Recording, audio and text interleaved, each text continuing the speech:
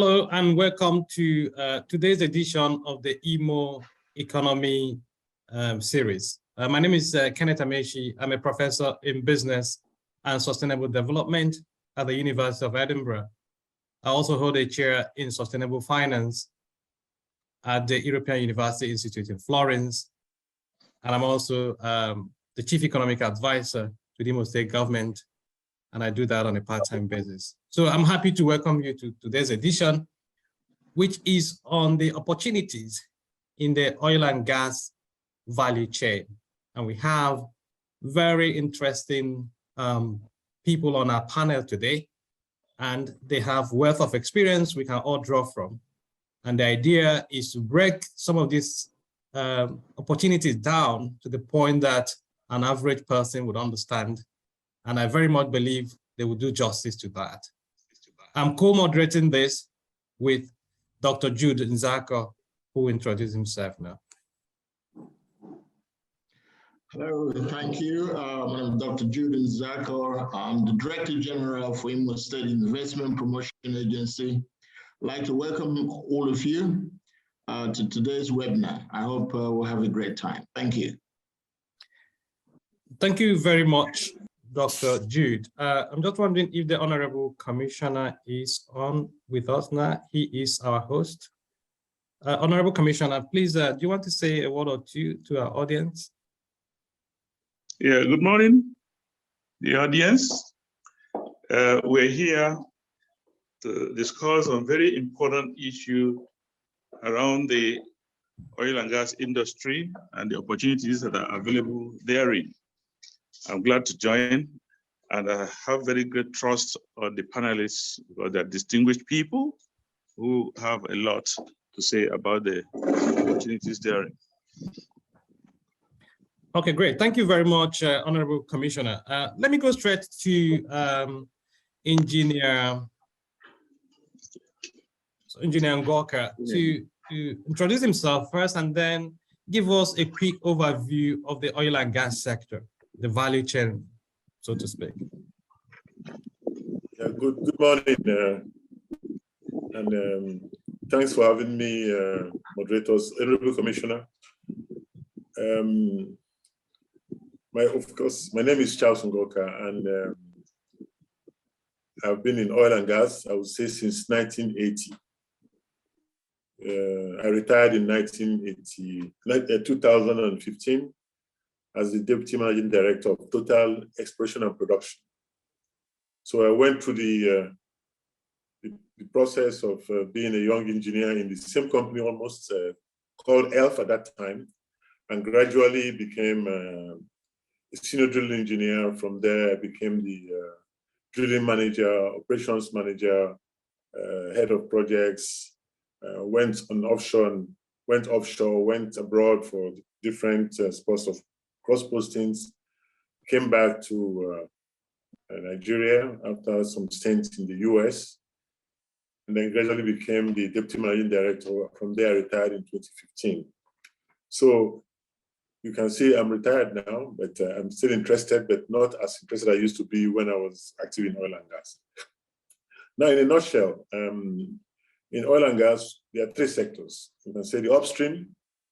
The upstream is, of course, those people from the geologists, from exploration, from exploration. Upstream is right at the start, from exploration to drilling to production. That's the way you look at it, okay? And the midstream is when you're producing, you have to transport either the finished product oil or finished gas to through pipelines. So you have to look at pipelines construction, or sometimes some areas people use rail and trucks when the oil is purely dead. And then that's the midstream. The downstream, those who market and distribute. Very easy to see. To upstream, you have people like, you used to have Shell, Total, of course, Ajib, ExxonMobil. And midstream, you have different companies. I can't think of any particular one today. And downstream, of course, you have a lot of marketers. Nigerian marketers, even the Total also is marketing crude. So in each sector, at least I know more of the upstream. You have a lot of things going from when you start on exploration and when you start drilling a well. There's so many activities like mud engineering, mud logging, electrical logging, drilling, cementing, surveying, directional drilling. So there's quite a lot. I don't want to take too much of your time, but there are little areas. There are areas people can get into in all of these functions. In the midstream, you have those who construct pipelines. Okay, pipelines. Those who are interested in making pipelines, and of course, the downstream is the easiest one. You have people who market, and you have like in Imo State, you have petrol stations all over the place. So there are areas you can join, and then we can graduate to more details as we go along. Okay, brilliant. Thank you very much, Dr. Ngoka, Engineer Ngoka, for that. I think that's quite enlightening. So you have your upstream, you have your midstream, and you have your downstream. I know oil and gas is a very technical sector, and sometimes you think you need a lot of money to be part of it, or you even need to have an oil block before you participate in it. But we want to demystify that, and that's why we're having the session today. There is, we can find opportunities for anyone who is keen to participate in the sector. So let me go to Nnemeka Ohiri to introduce himself and reflect on some of the opportunities he sees, whether in the upstream, midstream, or even downstream sector. Thank you very much, Professor. Please confirm you can hear me clearly. Yes, we can hear you and see you as well. Thank you. So good morning, everyone, and I'm very glad and thankful to be here. My name is Nnemeka Ohiri, and I have been in the oil and gas industry in Nigeria here for upwards of 23 years, and I'm still very active. I have a mechanical engineering background, and I have worked in the supply chain specifically for most of my career. So supply chain management in the gas aspect of the business is my forte. So I think that there is something to be said about the opportunities in the oil and gas industry. And I think when we talk about the tiers of the value chain, we talked about the upstream, the midstream, as well as the downstream. For the average Imolite there is a lot to be harnessed. Let me begin by saying that you begin with the end in mind, and I'm talking to the average Imolite who is wanting or who wants to partake or participate in this space. And you want to demystify it, and you want to get into the business of oil and gas as we know it. As has been described earlier on, it's not esoteric. Some time ago, I walked the streets of a village in Imo State, and I happened to have come across a couple of youth who approached me and with the same question. I say, Oga, Elekwano, what can we do, to be like you or to do something similar to what you're doing? And my first bit of advice there is add value, develop yourself, and look at what it is that you can do and become masterful at it. That's the starting point. So when you're looking at it, whether from the perspective of people who are looking to gain employment to work for the oil and gas companies and what have you, my co-panelist has talked about the upstream and mentioned a few things about geophysicists, geologists, and those are just one or two of different kinds of professions that people could develop themselves in to function in the oil and gas industry. And there is a myriad of other professions, including the engineering field. Now, that is to those who want to feature as employees of those who, the companies that are functioning in that space. But beyond those who are looking for employment, you also have the spectrum of people who want to do business. Now, let me just take a shot at even the upstream. when you say that the upstream, as has been described, you talk about things like establishing an oil rig. And once you have that campaign going on, there is clearly, a huge demand for products and materials, services as well, AGO, PMS, salt for moderating the alkalinity of the drilling fluid. You talk about barite and bentonite, synthetic oils, even things like provision of catering, provision of security guards, vehicle leasing. You talk about supply of chemicals. I could go on and on and on about different things. And by the way, we would have an opportunity to provide a link that takes the viewers hereafter to some of those places where you could find these opportunities as have been listed by different players, even outside of Imo State. But sorry, Emeka, before you continue, yourself as an enterprise or as a going concern with the Corporate Affairs Commission is a starting point. You register your company, and then you begin to look at the areas that you say you want to play in.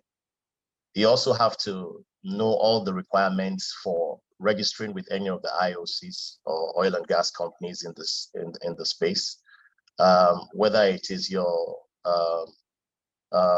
NOGIC registration with the NCDMP. There is a platform, and that link would also be provided. Sorry, Emeka, what is NCDMP? Sorry, what is NCDMP? Okay, NCDMP is Nigerian Content Development Monitoring Board. Okay, fine. Hold that thought. You said something about trying to be an employee, right? So let's assume you're a graduate from FUTO or Imo State University or any of the Nigerian universities. Where do you start from in terms of looking for a job in the oil and gas sector? So do you go to their website? Do you meet some HR consultants? Or, yes, you would have developed yourself as an engineer, as a geophysicist, or and all sorts. But there must be a starting point. How can people get into these jobs? Thank you very much.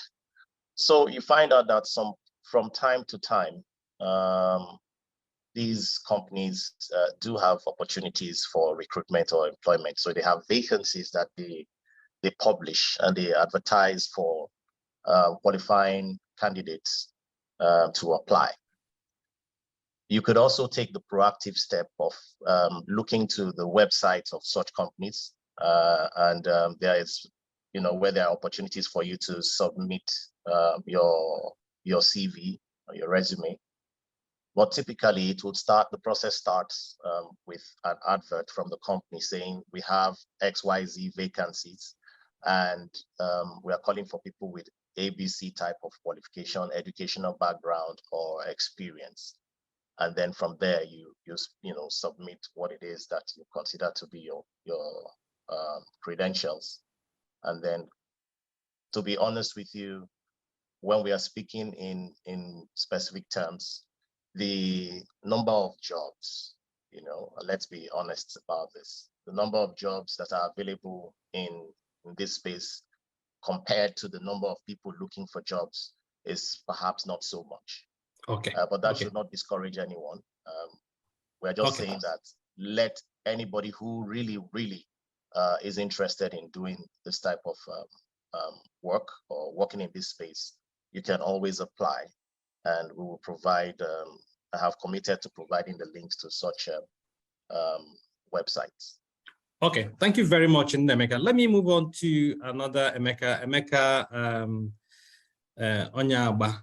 My name is Emeka Onyagba, as you have said. My background is in process engineering, or what the ordinary people would normally say chemical engineering. But in the oil and gas sector, we are described as process engineers. That's my academic background. But I have over, let's say, 30 years experience in the oil and gas sector, essentially in the field of process and facilities engineering. In other words, I think it was in Emeka that talked about pipeline construction and design and stuff like that. So that's the kind of thing I have done, and process engineering aspect of it over the years and in various places. I mean, spanning from Shell as a contract staff to ExxonMobil to ADAX to even West African Gas Pipeline in Accra, and now in Seplat. So that is what I do. I am still active, but won't be for too long. Anyways, so anyway, let me just talk about the SMEs. And I like the way Emeka Nesek was talking about it, but because sometimes people don't appreciate the fact that there are actual businesses, and he tried to mention them. That even with something as huge and financially involving as a drilling rig, which most people in Imo State cannot afford or cannot own, but there are services associated with this drilling rig whenever it's happening. For instance, as I speak to you, Seplat is doing some drilling in Haji Ebema, and there are all the services that he mentioned, from catering to even things like sewage disposal treatment and all that associated with that rig is the kind of contracts that companies, like Seplat, make sure that, they award to locals.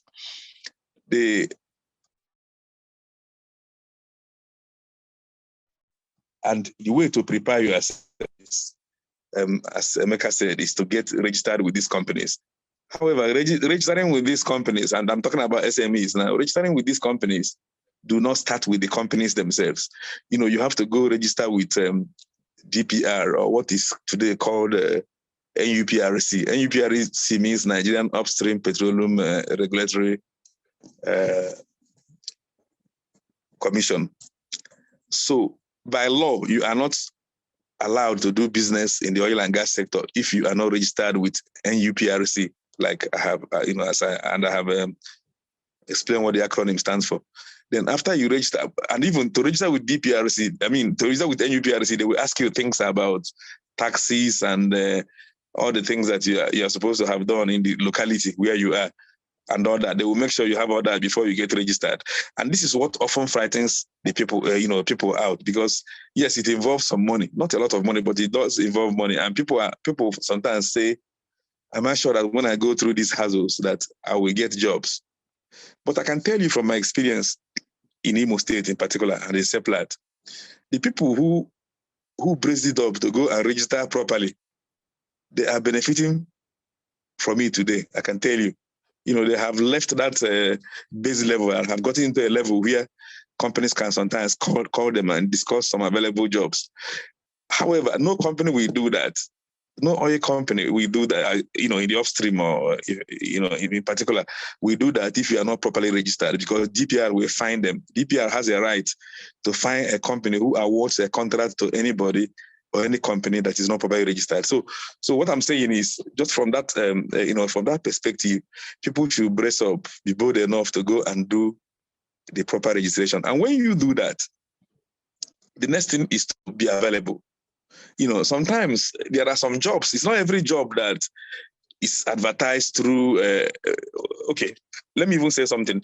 There is something that is called there's a platform through in NNPC they call NIPEX. Can't even remember the full explanation, the acronym to mention it. But what I can say is that by law, there are some categories of jobs that the government requires us to, advertise in via the JV partner, that's NNPC, and anybody who is registered there can see those jobs and apply and bid for them.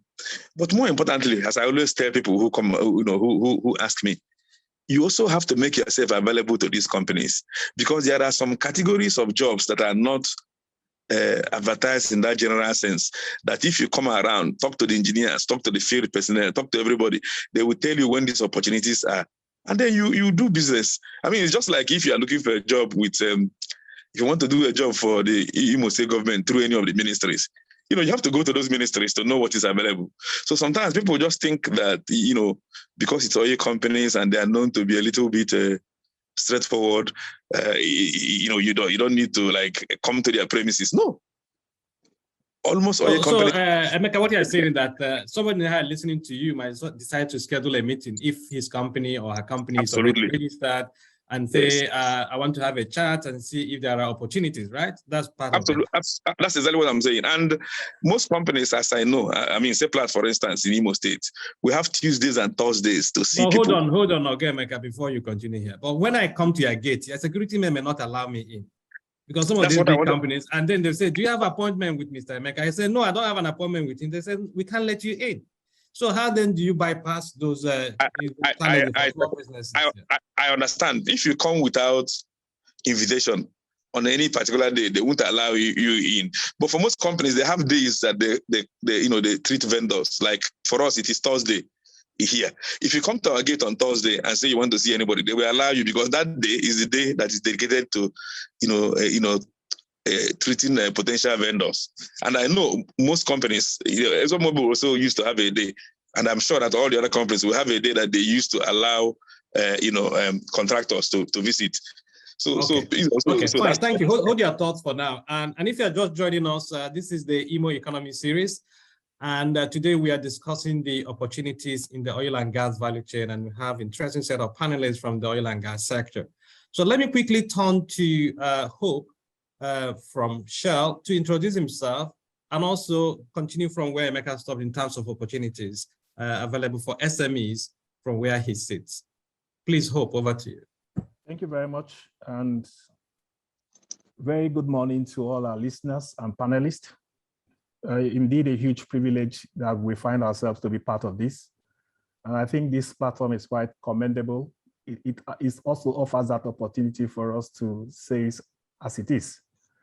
My name is Hope Nuka, and this is an interesting space for me to say that my background is in agricultural economics. And today I work as corporate relations manager for projects and opportunities. So you can imagine from where I've come. Everybody has introduced themselves as engineers. So it only just tells you that there are huge and various opportunities within the oil and gas value chain. So I started out as an agricultural extension support officer for Shell. And over time, with training within Shell, it is what it is today. And we are continuing to provide support to our stakeholders. In terms of value chain, the two Emekas that have spoken before me has almost done justice to it, but I'll still say a few things as is specific to Shell. What has happened is that you can look at it and view it from a couple perspectives for SMEs. So these are not people looking for employment, but people looking for opportunities to participate in the value chain. Yes. So it really starts from getting yourself registered, preparing yourself. So you might say the initial capital outlay is huge, but you can also get into partnerships. You can start small. And what the world is looking for today is solution providers. Everybody must not be the set up a drilling company. You can just look at the value chain and you say, where can I provide? You might have just heard of challenges, difficulties, interface issues, and you say, oh, can we not put together 1, 2, 3 persons that left the university with me? Can we not come together and say we can provide solutions in terms of interface issues, resolution, and all of that? That's a space to get into. The technology we are using today is used in the oil industry, the Zoom platform. It's not oil and gas, but it's providing service. So looking for opportunities where to provide service is something that is what people should also think of and ask, what can we do? It can also start with creating that relation, going to the companies and say, I want to discuss opportunities. Just like Emeka just said, there are visiting days.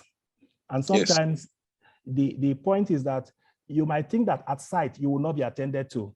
But one thing we have done in Shell is that we have what we have called community contact lines.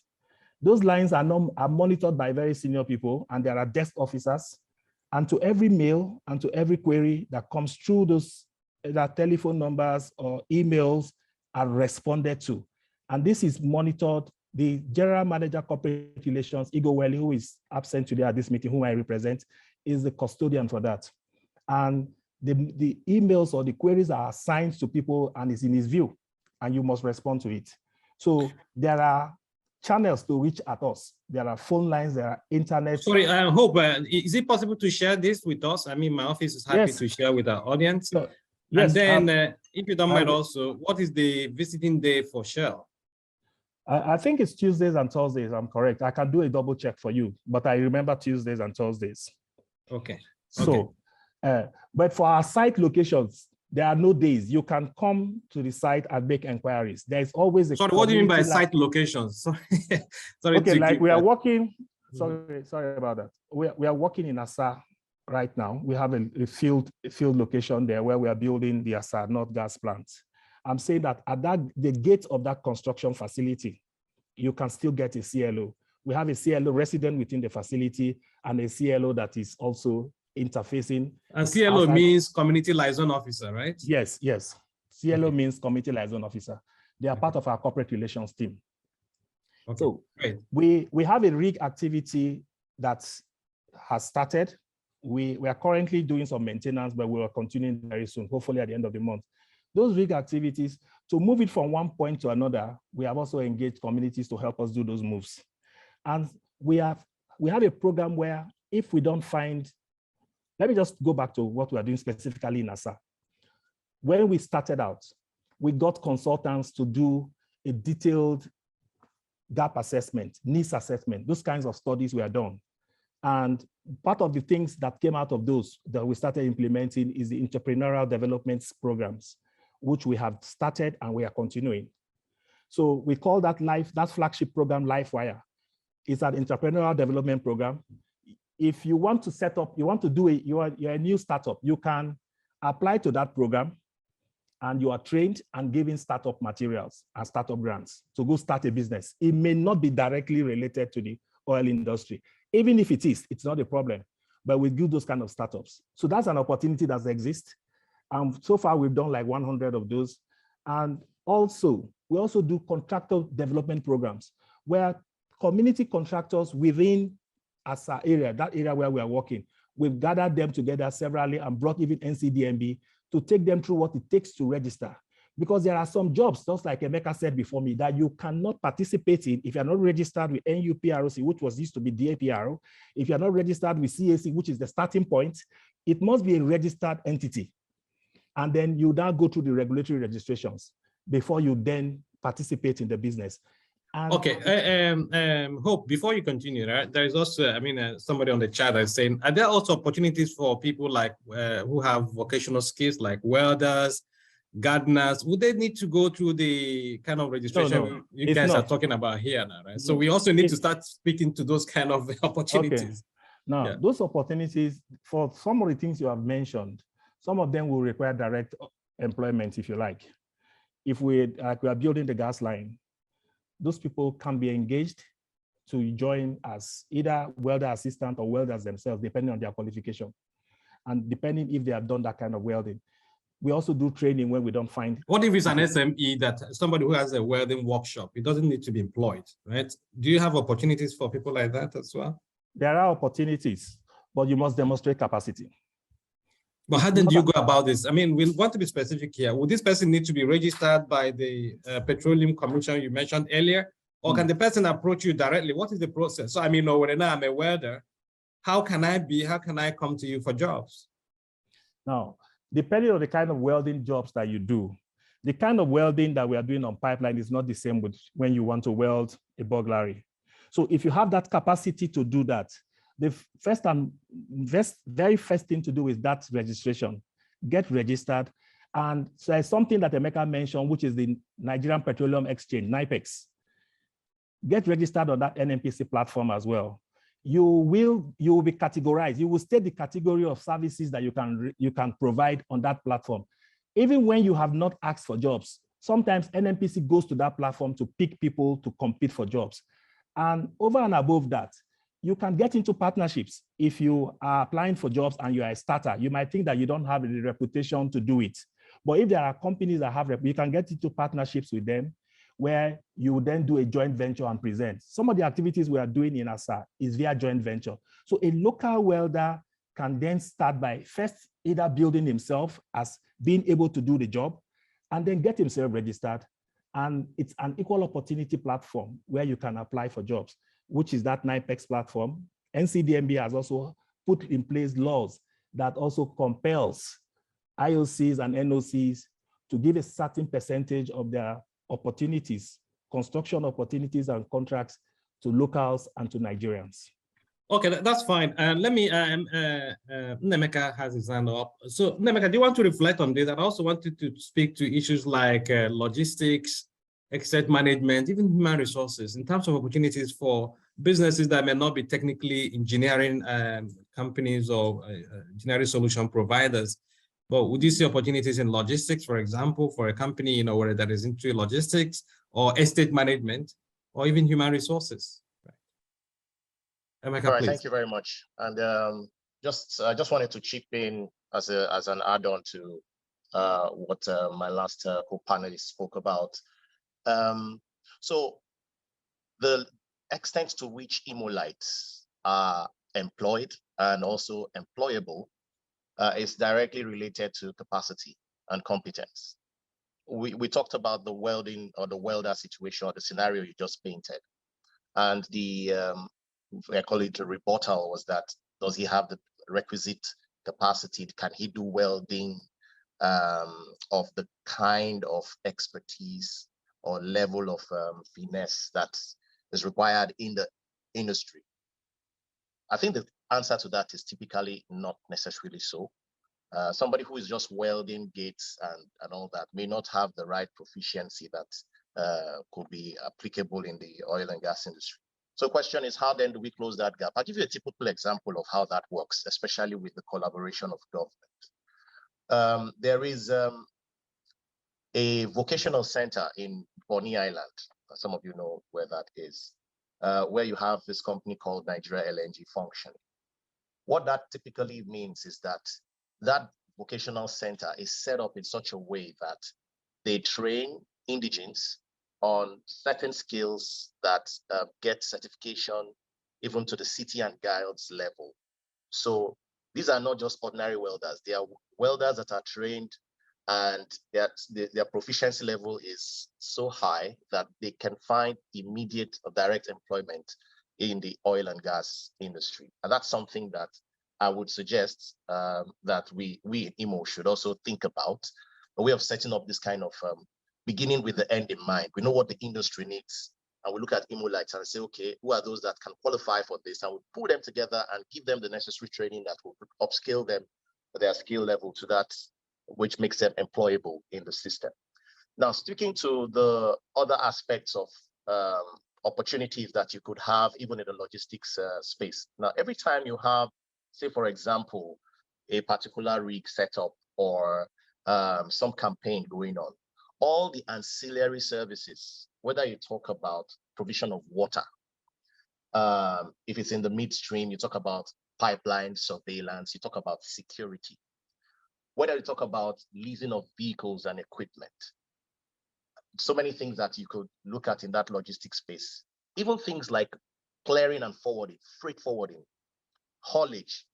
These are things that the industry requires, very strongly.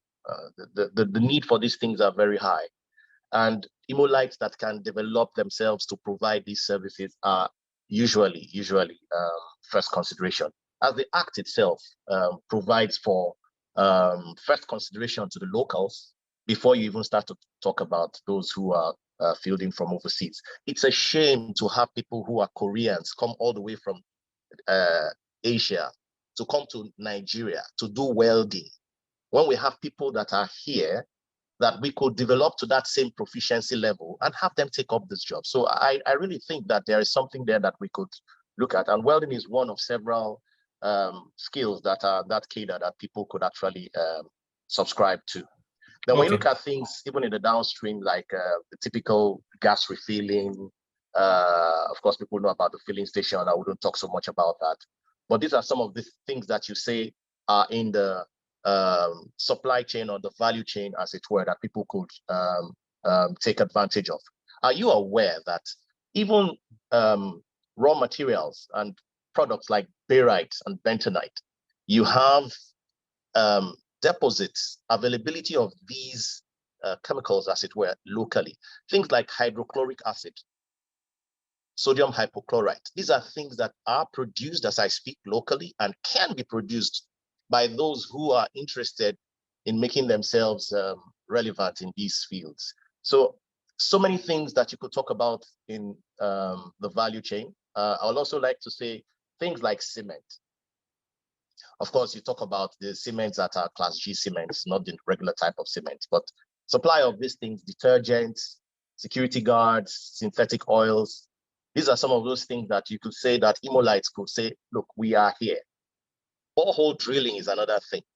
To supply water is something that people should begin to look at as another area that the oil and gas industry clearly has as a need.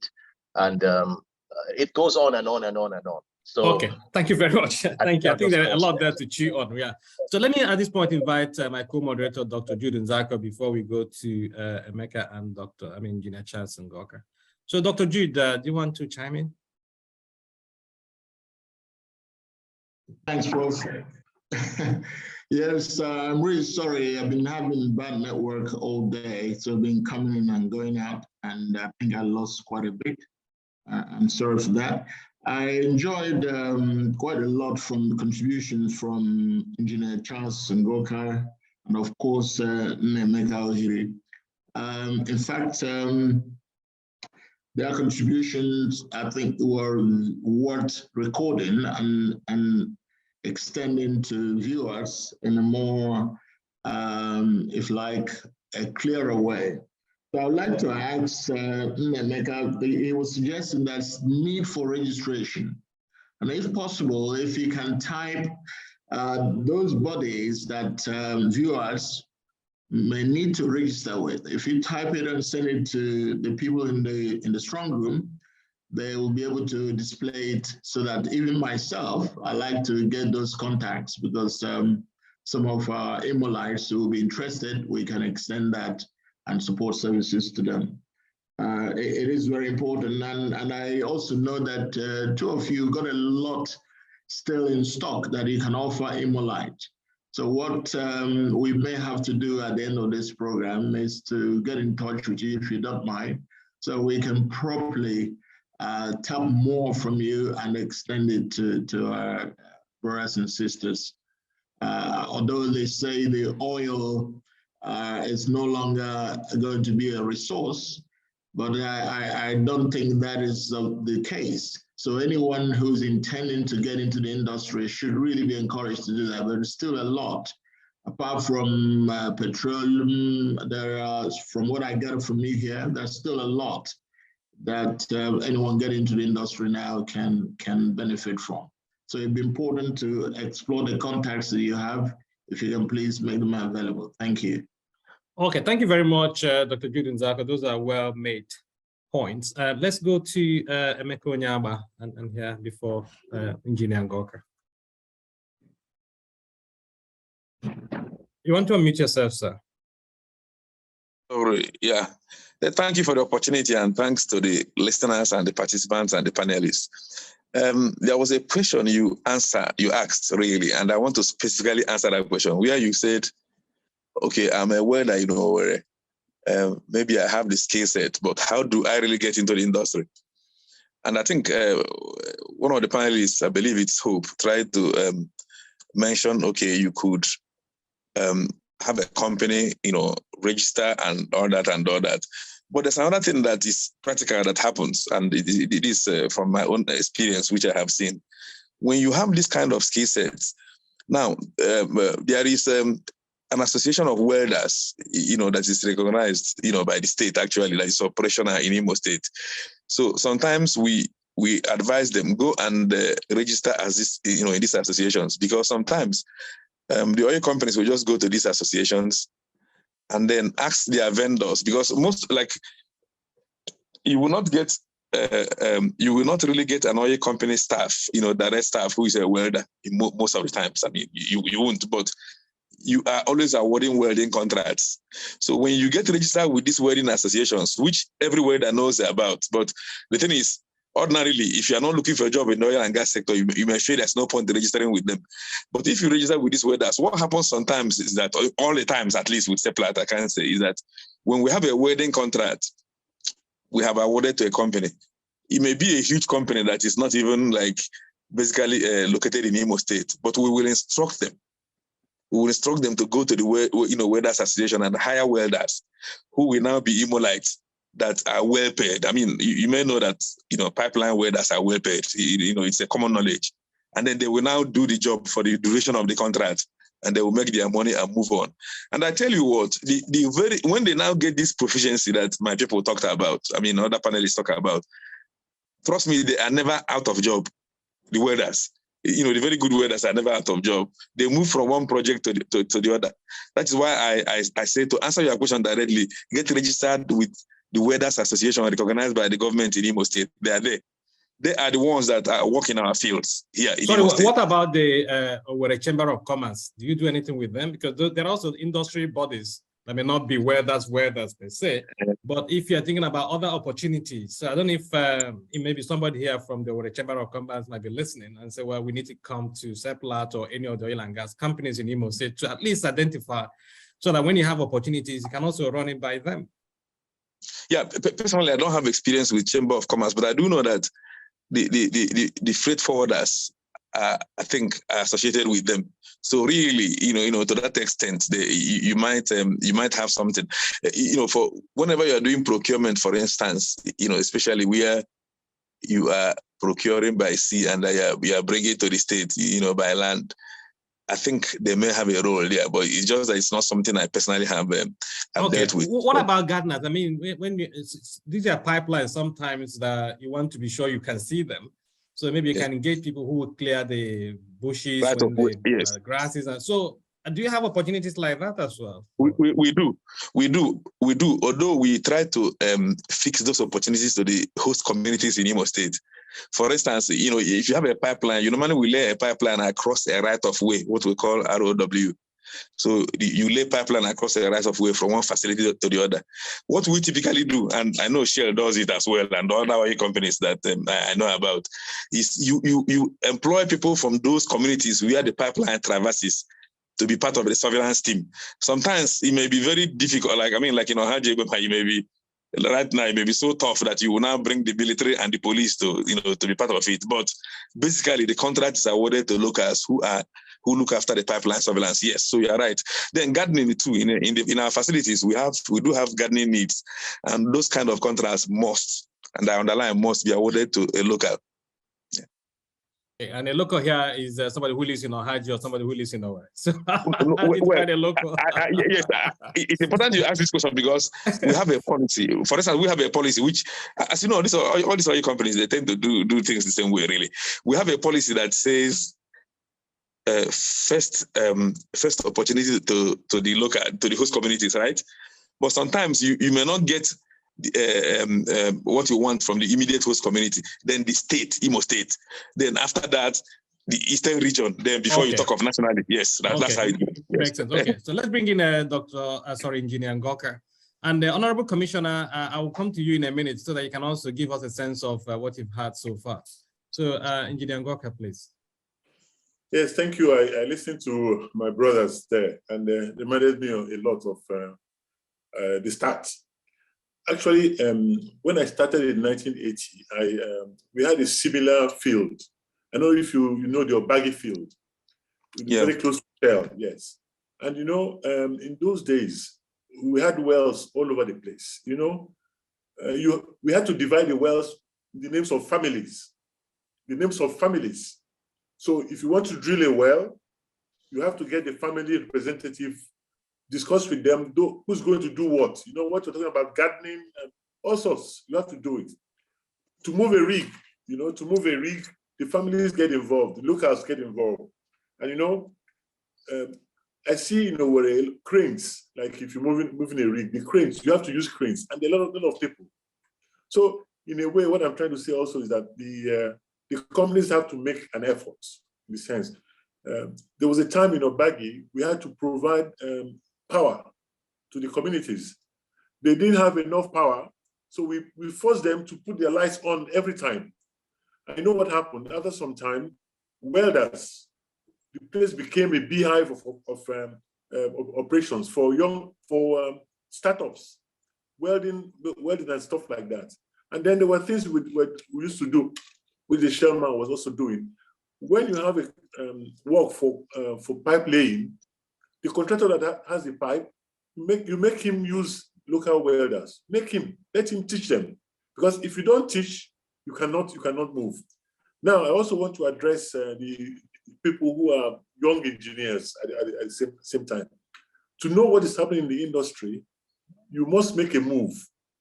Engage yourself in going for trade shows in oil and gas in Nigeria. There's always one every year. When you go for trade shows, you'll understand the different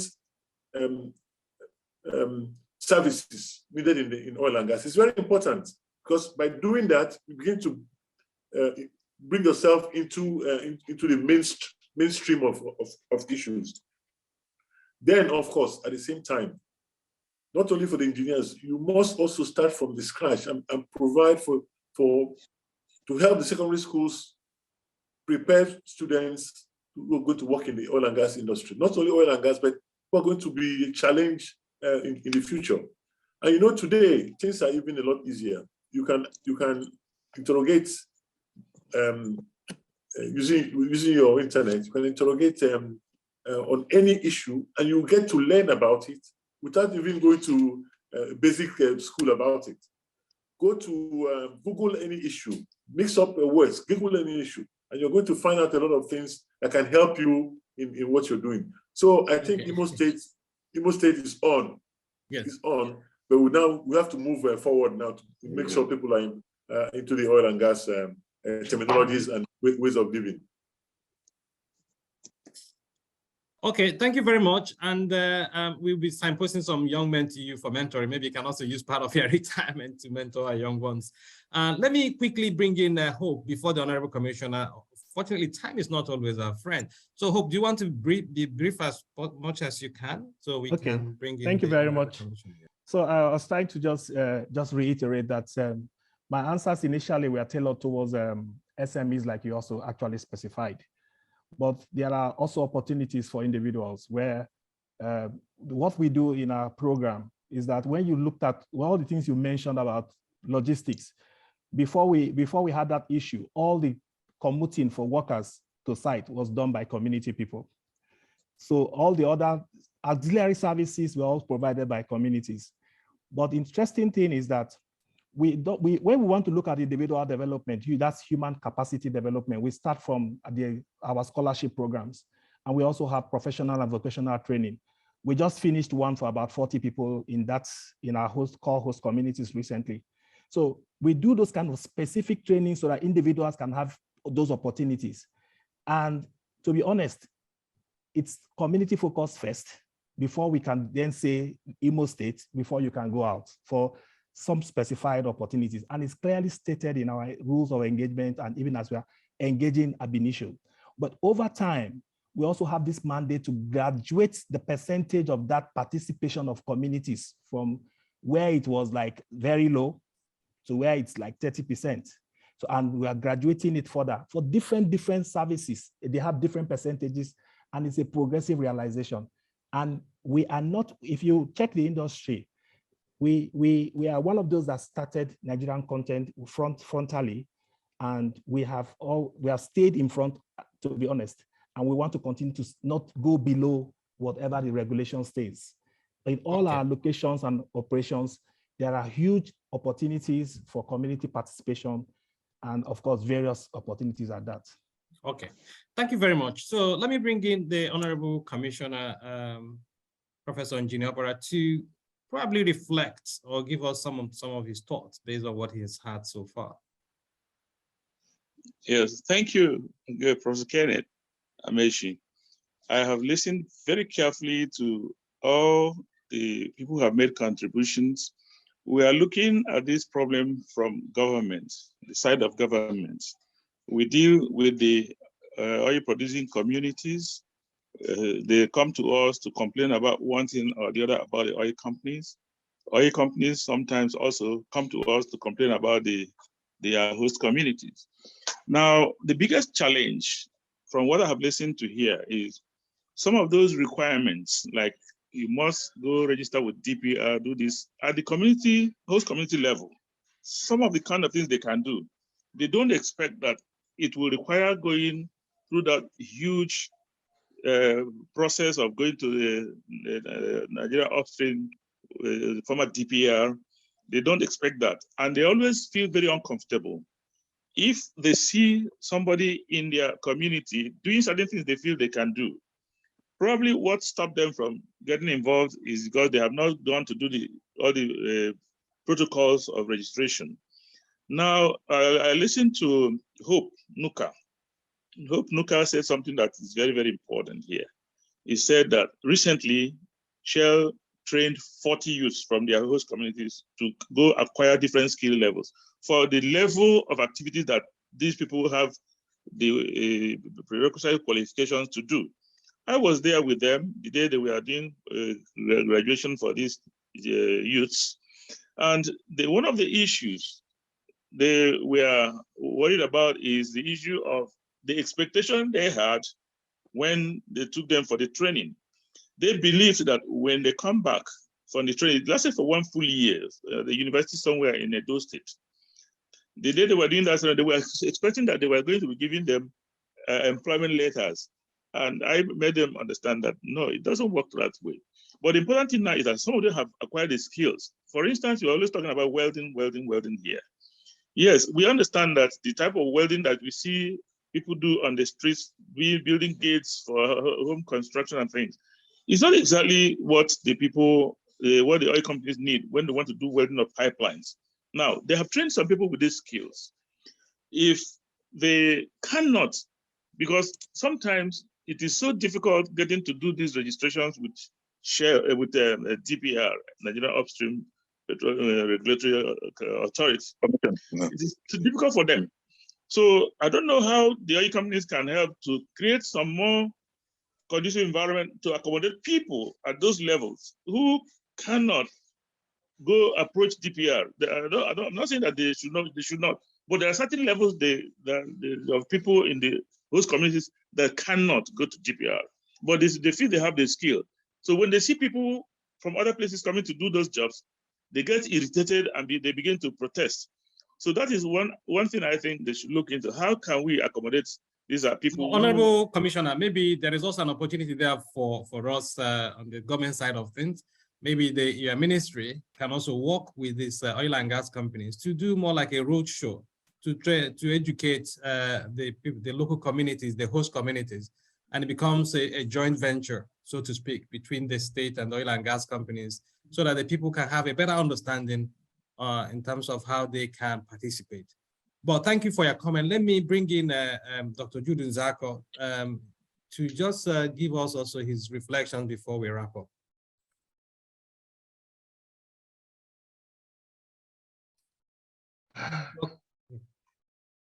Yeah, thank you, Prof. I share some of the expressions displayed there from Professor Obara.